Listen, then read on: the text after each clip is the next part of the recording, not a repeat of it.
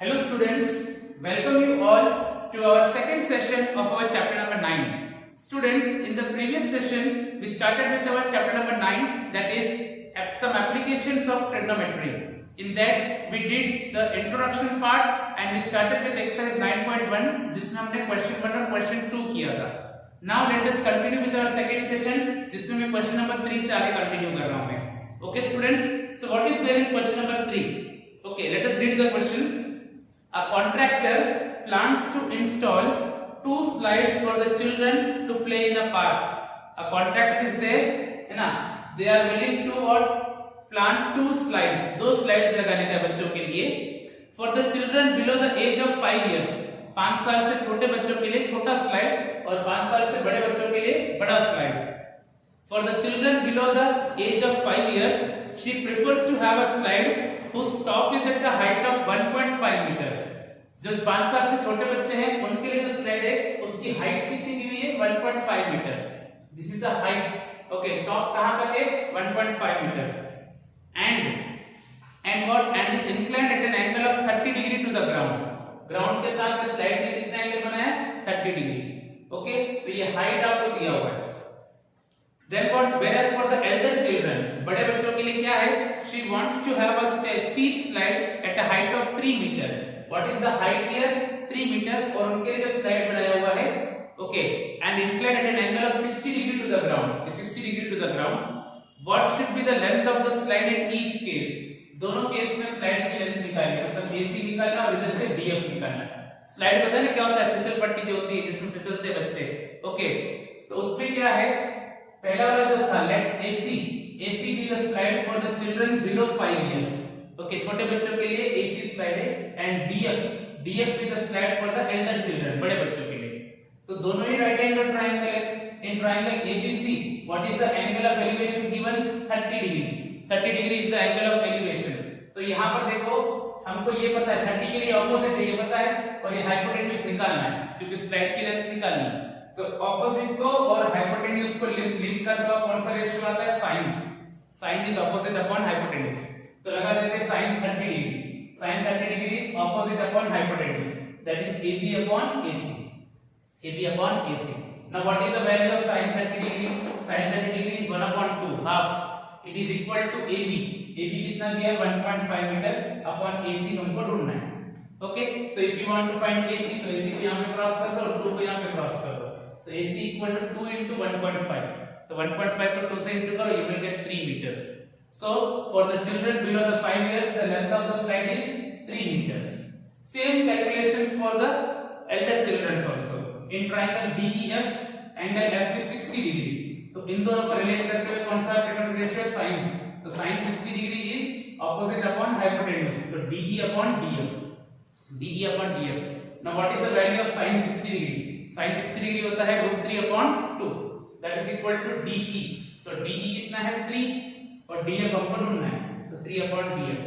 अभी अगर मुझे DF चाहिए तो DF ऊपर जाएगा और √3 नीचे आ जाएगा. DF ऊपर √3 नीचे और ये 2 इधर मल्टीप्लाई हो जाएगा. तो DF equal to 2 into 3/√3. 2 into 3/√3. अब मैंने आपको ऑलरेडी समझाया हुआ पहले भी कि एक 3 में कितने √3 होते हैं? 2 √3 होते हैं. ओके, तो एक √3 कट जाएगा तो एक √3 बच जाएगा. So your answer DF equals to 2 √3. Okay, so the length of the slide for the elder children is how much 2 √3 metre.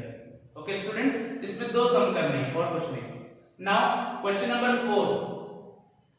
The angle of elevation of the top of a tower from a point on the ground which is 30 metre away from the foot of the tower is 30 degree. Statement को भी धीरे-धीरे read करता हूं. The angle of elevation of the top of the tower from a point on the ground which is 30 meter away from the foot of the tower. हम लोग कहां पे खड़े हैं? C पॉइंट पे. और वो C पॉइंट जो है टावर से कितनी दूरी पर है? 30 मीटर की दूरी पर है. तो ये डिस्टेंस आपको दिया हुआ है 30 metre. Okay, and the angle of elevation is how much 30 degree. हम ये वाले पॉइंट पे खड़े रह के टावर के टॉप को देख रहे हैं. तो एंगल ऑफ एलिवेशन कितना है 30 डिग्री है. और हम जिस पॉइंट पे खड़े हैं ना C पॉइंट पे, वो टावर के बॉटम से कितनी दूरी पर है? 30 मीटर की दूरी पर है. तो angle of elevation is 30 degree and the distance from the tower is 30 metre. Then find the height of the tower. तो हमको हाइट ऑफ द टावर निकालना है. तो क्या है AB equal to height of the tower that is equal to हम कितना मान लेते हैं h metre. AB equal to height of the tower that is equal to h metre और BC क्या है डिस्टेंस आपका 30 मीटर्स। ओके तो अभी हमारा ट्रायंगल कौन सा है in triangle ABC angle C is how much 30 degree. Angle C कितना है 30 डिग्री है। तो क्या लगाएंगे अभी देखो C के लिए ऑपोजिट है और ये एडजेसेंट है। तो ऑपोजिट और एडजेसेंट को रिलेट करता हुआ कौन सा रेशियो होता है tan theta is opposite upon adjacent. tan theta is opposite upon adjacent. जिसको ट्रिग्नोमेट्री नहीं आता है उसको ये चैप्टर आएगा ही नहीं क्योंकि आपने ट्रिग्नोमेट्री का फार्मूला नहीं किया तो ये कहां से आएगा। Okay, so for this chapter you have to prepare trigonometry first. Okay, so tan 30 degree equals to AB upon BC. तो AB कितना है h upon BC कितना है 30 और tan 30 कितना होता है 1 upon √3. Okay, फिर से मैं रिपीट करता हूँ इतना में इन ट्राइंगल ABC 30 के लिए ऑपोजिट और एडजेसेंट है। तो ऑपोजिट और एडजेसेंट को रिलेट करते हुए tan ही होता है। So tan 30 degree is AB upon BC और tan 30 डिग्री का वैल्यू होता है 1 upon √3 इक्वल्स टू AB यानी h और BC यानी 30। तो 30 को यहाँ पे क्रॉस कर देते हैं तो h इक्वल टू कितना आएगा 30 अपॉन √3। 30 अपॉन √3 कितना आया आपको h की वैल्यू 30 अपॉन √3। बट नीचे कभी √3 नहीं होना चाहिए। तो नीचे √3 नहीं होना चाहिए इसके लिए √3 से क्या किया हमने रैशनलाइज किया। Okay you got only this much h equal to 30 upon √3 but नीचे कभी √3 नहीं होना चाहिए इसके लिए हमने √3 से रैशनलाइज कर दिया। तो ऊपर कितना आ गया 30 into √3 और नीचे क्या है √3 into √3। so √3 into √3 is 3। √3 into √3 is 3। so 3 ones are 3 tens are। okay तो आंसर कितना आ गया 10 √3। so the height of the tower is 10 √3 meters। okay students please go through this sum।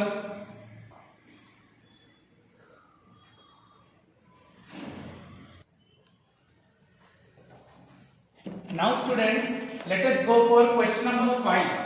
question number 5 is what a kite is flying at a height of 60 meter above the ground। suppose ये kite है। kite जो है ground से कितनी height पर है 60 meter above the ground। the string attached to the kite is temporarily tied to a point on the ground। जिस string से हम kite उड़ा रहे थे उस string को ground से बांध दिया। ओके मतलब जमीन पे स्ट्रिंग को बांध दिया और काइट जैसे इस तरह से है और काइट वहां पे हवा में है। ओके हवा से लेकर ग्राउंड तक का ये जो काइट का हाइट है वो कितना है 60 meter. What is that the inclination of the spring with the ground is 60 degree. Angle between the spring and the ground is how much 60 degree. Find the length of the spring. हमको length of the spring find करना है। Okay students तो हमने क्या लिखा let AB equal to height of the kite. AB is what height of the kite above the ground level, so that is equal to how much 60 meter given in the question। AC equals to what length of the string ये आपको find करना है। AC is the length of the string which you have to find। इस string का length कितना है। तो in this triangle ABC angle C is how much 60 degree. तो अभी 60 डिग्री के लिए ये ऑपोजिट है और ये हाइपोटेन्यूज है। तो ऑपोजिट और हाइपोटेन्यूज को रिलेट कौन सा रेशियो करता है साइन करता है। क्या करता है sin theta is opposite upon hypotenuse. So sin 60 degree, sin 60 degree is opposite upon hypotenuse, AB upon AC। sin 60 degree equals to AB upon AC। Now what is sin 60 degree? sin 60 degree is √3 upon 2। √3 upon 2 equal to AB upon AC। तो AB कितना है 60 metre है पर AC हमको ढूंढना है तो 60 upon AC। I hope you understood sin 60 degree is √3 upon 2 equal to AB। AB कितना 60 और AC हमको ढूंढना है। तो अगर आपको AC चाहिए तो AC ऊपर जाएगा तो √3 कहां जाएगा नीचे और 2 यहां पे इंटू हो जाएगा। Okay so AC equals to 2 into 60 60 into 2 और √3 नीचे आ गया। ओके तो 60 into 2 upon √3 कितना आपको मिला AC। बट हम क्या जानते हैं नीचे कभी भी क्या नहीं होना चाहिए रूट नहीं होना चाहिए। तो अगर नीचे √3 है तो हम उसको √3 से रैशनलाइज करेंगे। तो √3 से क्या कर दिया रैशनलाइज। तो क्या मिला आपको 60 2s are 120 √3 अपॉन में √3 into √3 is 3। I hope you understood। हमको नीचे यहाँ पे √3 था तो मैंने ऊपर नीचे √3 से रैशनलाइज कर दिया। तो ऊपर क्या मिला 60 2s are 120 और ये √3 whole upon √3 into √3 is 3। Now what you will do cuttings 3 1s are 3 4s are 12 40। So therefore you got AC equals to 40 √3 and AC means what length of the spring। So the length of the spring is equals to 40 √3 meters। Okay students I would guide you, I will tell you that always PDF file which we have already sent you, which is sent by the Gujarat government, 30% reduction का जो PDF file है उसको देखना। हर chapter को prepare तभी करना जब आपको 30% रिडक्शन देख लो। 30% रिडक्शन वाले क्वेश्चंस आपको करने की जरूरत नहीं होते। ओके स्टूडेंट्स, तो always whenever you go for a chapter वो 30% रिडक्शन वाले सिलेबस जरूर आप देख लेना।